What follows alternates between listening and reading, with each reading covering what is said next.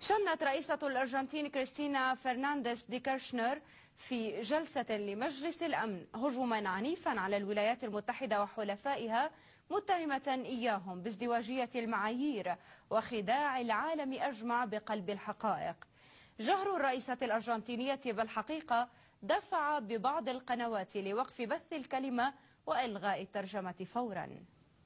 نجمة تفردت في سماء الأمم المتحدة، امرأة ولا كل الرجال من الحكام العرب، شجاعة وجرأة في قول الحق لم نرها في حكام أقل ما يمكن وصفهم بمستعربين يدعون الإسلام. كريستينا فرنانديز دي كيرشنر رئيسة الأرجنتين، يبدو أن وقع كلامها لم تحتمله أصحاب قنوات الظلام والكذب وقلب الحقائق، ما اضطرهم لقطع البث المباشر خلالها وإلغاء الترجمة.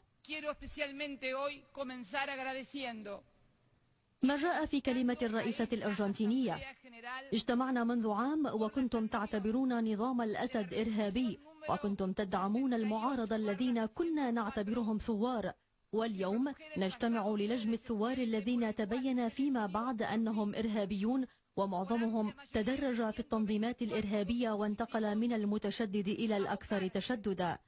تم إدراج حزب الله في وقت سابق ضمن قائمة الإرهاب، وتبين فيما بعد أنه حزب كبير ومعترف به في لبنان.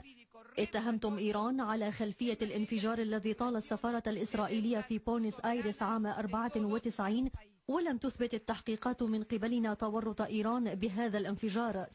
أصدرتم قرار محاربة القاعدة بعد أحداث 11 من سبتمبر، واستبيحت بلاد وقتل أهلها تحت هذا العذر مثل العراق وأفغانستان، وما زالت هاتان الدولتان تعانيان من الإرهاب بالدرجة الأولى. رحبتم بالربيع العربي وعممتموه في تونس ومصر وليبيا وغيرها، وأوصلتم الإسلام المتشدد للحكم في هذه البلدان بقراراتكم ومباركتكم، وما زالت شعوب تلك الدول تعاني من وصول المتشددين الإسلاميين إلى الحكم والعبث بحريات المواطنين هناك.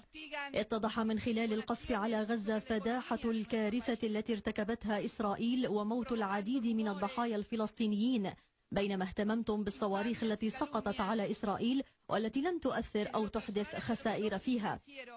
اليوم نجتمع هنا لإصدار قرار دولي حول تجريم تنظيم داعش ومحاربتها، وداعش مدعومة من قبل دول معروفة أنتم تعرفونها أكثر من غيركم، وهي حليفة لدول كبرى أعضاء في مجلس الأمن.